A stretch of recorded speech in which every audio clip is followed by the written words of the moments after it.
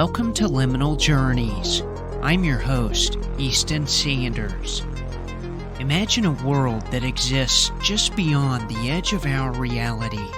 A world where the impossible is possible and the extraordinary is ordinary. A place where the rules of logic and reason are bent and anything is possible.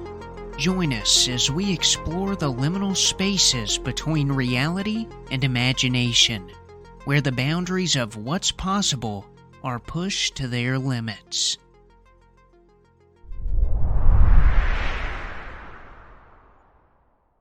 Hey everyone, welcome back to Liminal Journeys. I am your host, Easton Sanders, and today we're going to talk about the Kentucky meat shower. In the annals of bizarre and unexplained events, the Kentucky meat shower of 1876 certainly stands out as a particularly interesting occurrence that has captured the imagination of historians, scientists, and the general public alike.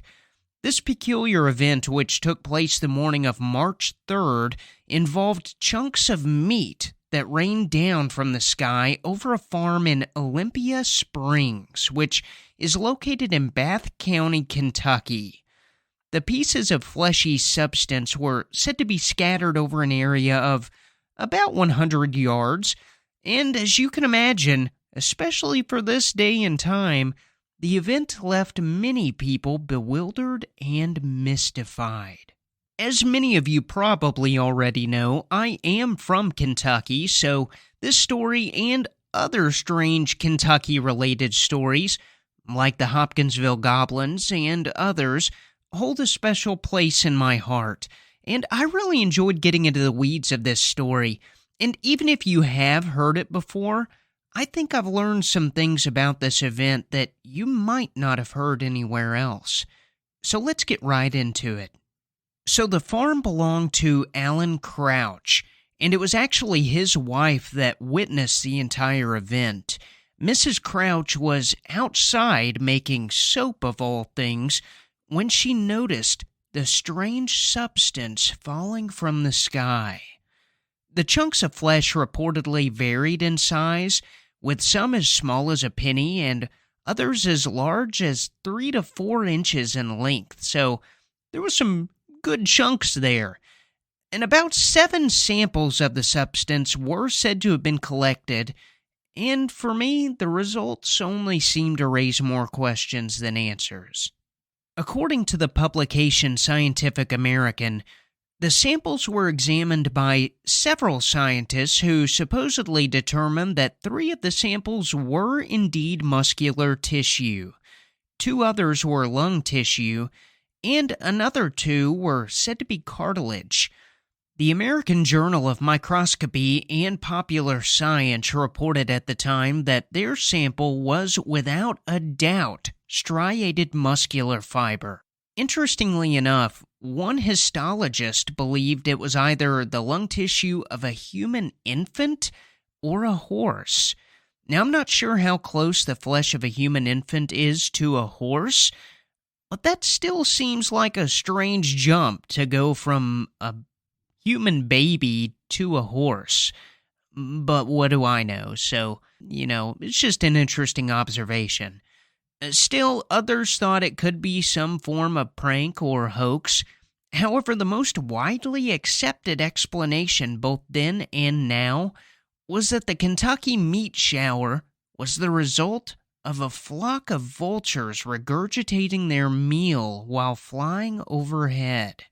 In the 1876 edition of Louisville Medical News, a Dr. L.D. Castembine championed the vulture solution to the problem.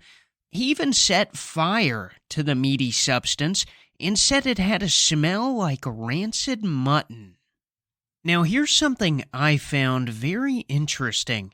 In 2004, Kurt Godey, a professor at Transylvania University in Lexington, Kentucky, who's always had a fascination with the strange event, was cleaning out a closet at the university when he found a glass vial sealed with a cork that contained what looks to be square whitish yellow meat suspended in a liquid.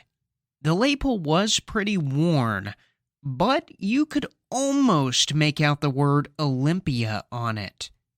It is believed to be an actual sample from the meat shower.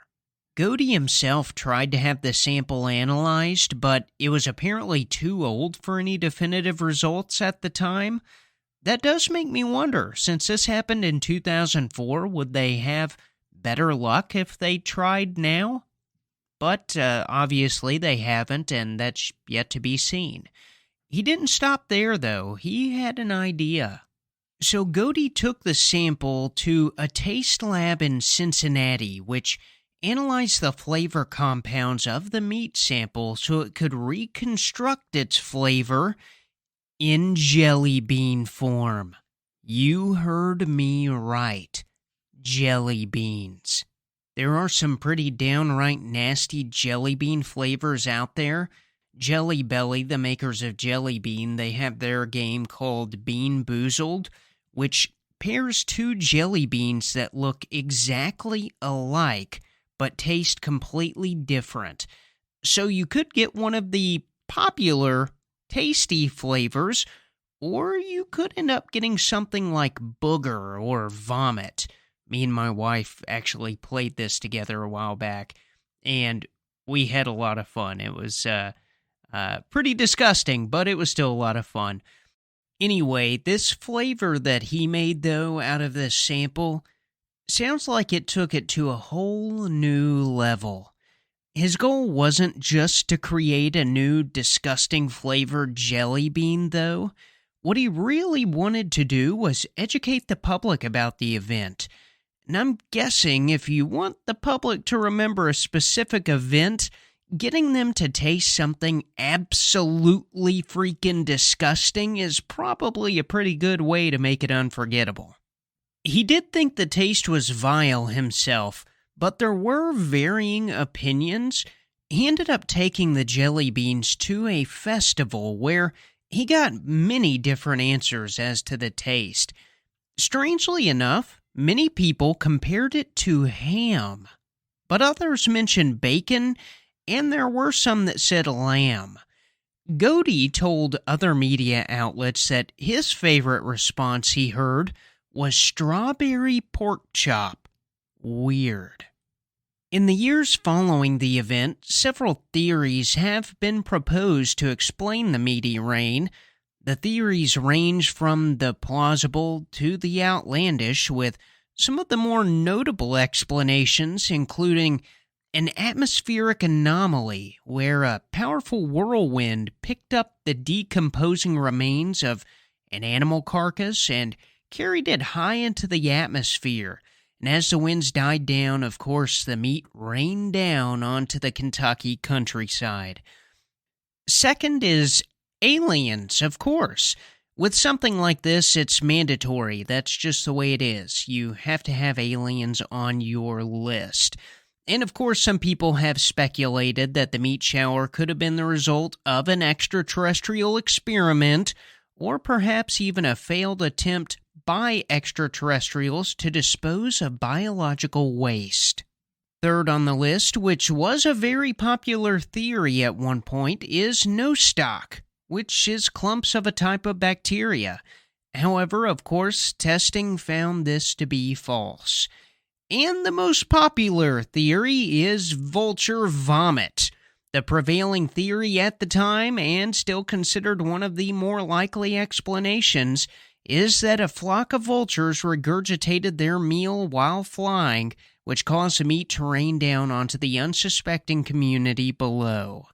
Now, this theory aligns with the feeding behavior of vultures, which are known to regurgitate partially digested meat when they feel threatened or like they need to lighten their load for a quick escape. I know many people that dislike this theory because witnesses reported the sky to be clear, and surely you would think they would have noticed the birds. But turns out vultures do fly high enough and can regurgitate far enough up in the air that it's possible you wouldn't have been able to witness them from the ground. So there you have it. The Kentucky meat shower of 1876 remains one of the most perplexing and mysterious events in American history. Despite extensive scientific analysis and the development of various theories, no consensus has been reached on what caused this unusual occurrence. Like I said, the leading theory is a vulture vomit. And of course, this is not the only strange shower to have taken place, although it is one of the more well-known.